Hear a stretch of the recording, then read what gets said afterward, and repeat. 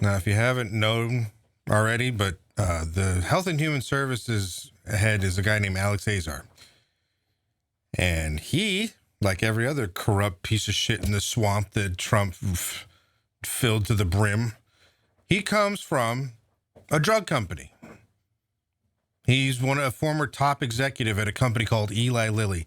And Eli Lilly produces tons of different drugs. But one of the major ones, this is where it really is infuriating, is insulin.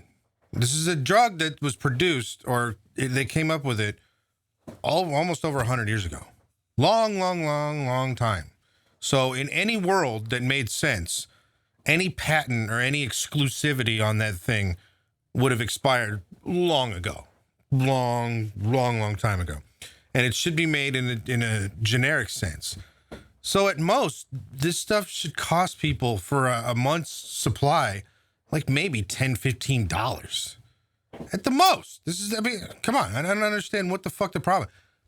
Now, the reason why it still does that is because people like this Alex Azar and everybody who worked for Eli Lilly and the lobbying firms that they've hired bribed government officials and the people at the FDA to make it so that Eli Lilly and others who produce drugs like insulin can have extreme exclusivity indefinitely, forever, and can charge whatever the fuck they want.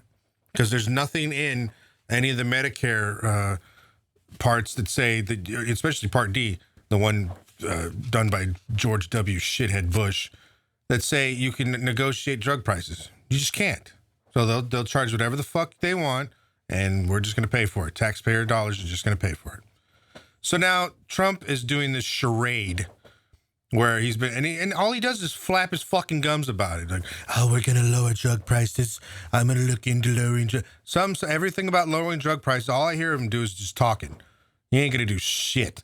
And so then this asshole Azar goes on to fucking Laura Ingram's show.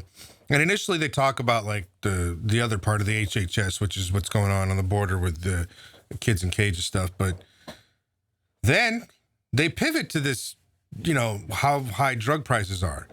And this motherfucker with a smile on his face, not a hint of hypocrisy, is going to try to tell you how, hey, we're going to take out those drug companies and we're going to show what no one's had the guts except me.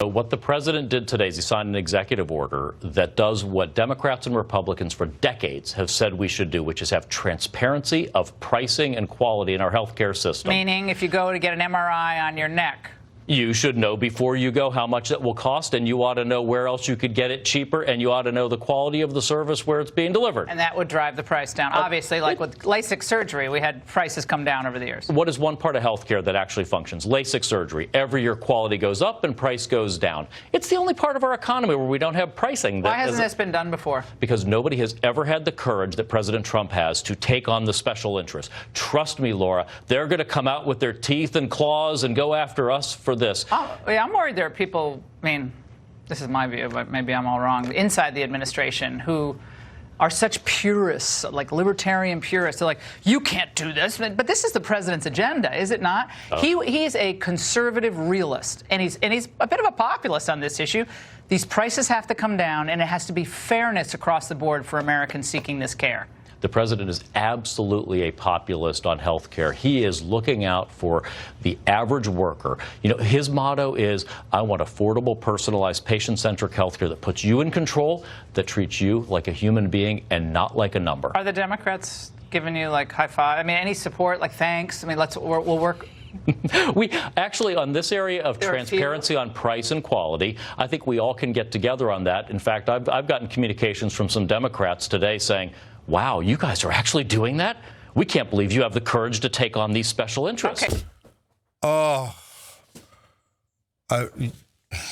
If you could just strangle him with that shit. Oh, God, I hate these people so much. There's nothing factual about that statement whatsoever.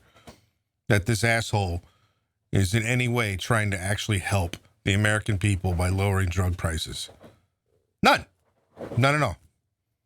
But he's going to sit there with a straight face and try and tell you oh no, we're gonna help the people, and and of course usually something about Democrats blocking them or not letting it happen fast enough. Like, okay, no, I mean I don't necessarily like think that that's completely fraudulent or out of this world from happening, or out of the possibility of happening, because they are bought and paid for. Look at Cory Booker. Look at both senators from Washington, and there's a ton of people that voted against the Bernie bill that happened right after Trump was elected, when they try and pass a bill that would let us get drugs from Canada at far cheaper prices. And these pieces of shit Democrats voted against it, of course, saying shit like, well, it's probably not that safe from Canada. Are you serious, you assholes? Anyway, so it just goes to prove that anybody who thinks, and there's still assholes out there that think that, oh, he's draining the swamp. No, he's not. Do a second's worth of a fucking Google search, you idiots. Just type in the name, Alex Azar, and then see what the hell he used to do before he was Health and Human Services Secretary. And then here's the best part. So he's on TV acting like he's going to do something. They're not. They're not going to do shit. Or they'll do the most bare basic minimum reduction of something, which doesn't mean anything. People are still going to go broke trying to get essential medicine. And then what's going to happen is, once he gets out of the government and he stops being Homeland Secretary or Health and Human Services Secretary, he's going right back to Eli Lilly. And he's going to make bank. All the money that they're going to fucking throw at this guy. The position he's going to, I mean, he already had a high level position before. I forget, it was vice president of some fucking bullshit, or the top level lawyer or something at the company. Oh, dude, he's going to be like the number 2, if not CEO, by the time it's over. It's just amazing. God damn it. So, yeah, this is what your government does with your money. And of course, this never gets covered by mainstream media. Now, I wouldn't expect Laura Ingraham to, talk about what he used to do or what he's going to be doing after he gets out of government.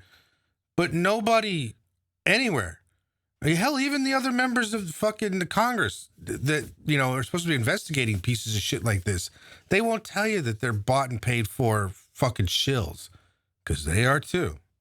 And that's why we need to get a whole lot of these people out. This election cycle is going to be seriously important. Not only do we need to get Trump out, because then with the new executive branch, you get to sweep all these fucking secretaries, that are part of the swamp out.